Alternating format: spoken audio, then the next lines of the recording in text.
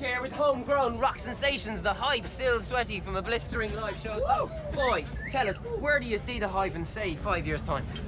In 5 years, hype will be history. What? What? What? You guys were f***ing amazing tonight. You said that this is what you wanted to do forever, like. Yeah, it is. So we're changing our names to something good. Oh?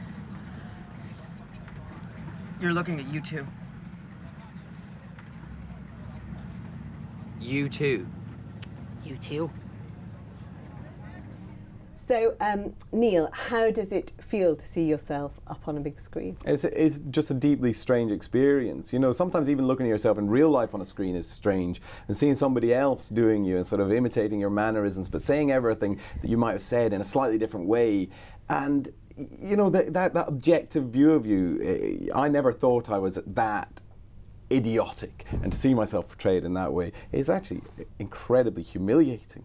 It's not it doesn't feel like a triumph. It makes me want to crawl out of the cinema and weeping. Ivan, you come over very much as the hero. I mean, it's Neil who stops you. Very true to life. I was going to ask you, how true to life is this? Well, unfortunately, I can't say that's true to life. I think, to be honest, I was more like Neil's character in the film, and Neil was a bit more like mine. It was kind of evened out a bit, but I wasn't that bad and he wasn't that good. You know, the drama required some separation, but there was, in the sense that Ivan was the real musical talent, and I did sort of, as a young man, piggyback onto that. Right, and were you really in U2? I mean, yes, I was, yes. And it was this band we started at school. So, and how come you didn't join them then? Well, I was 13 years old. Right. And they were 15, 16 years old. I mean, they were the cool boys, and I was just some kid with a guitar.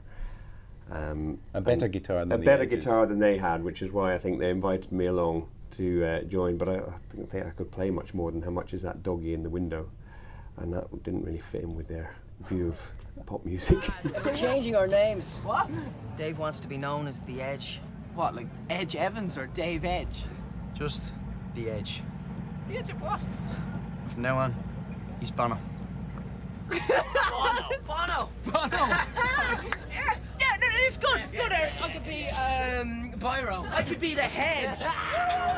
They were like the Beatles in the cavern for us, because we saw them turn from this school band playing Bay City Roller songs into this white hot rock group. You know, they were our friends, and those are really just nostalgic memories for us. And how much has the film and making the film, which has been a long process, how much has it changed your relationship? Has it altered it at all? Well, our relationship? Yeah, you and it's probably brought us together again very much. You know, after we finished with the band, we went our separate ways because we basically lived in each other's pockets. Our whole lives at home, and then when we moved to London, I mean, we shared a tiny room when we came here, didn't we? It wasn't as big as the room in the movie. No, I mean, our flat, it was like a box room, and we lived in that one room. You know, brothers, it's hard to be in a band with your brother because you take each other for granted. It's hard to do anything with your brother. In some ways, you need to split up and get out in the world. I mean, ask the Gallagher brothers. In any of those bands, you've got certain advantages, which is that you are connected artistically, but you've also got a disadvantage. You take each other for granted and you'll shout at each other, and it's hard for everybody else. And after the band broke up, we really didn't see each other for about 5 years, but you know, we've slowly come back together, and yeah, this is, because this feels like a celebration of our failure, this is our moment in the light. It's been quite good fun for us. Do you want into the horror? Yes, please. Yes, I do. Well, okay then.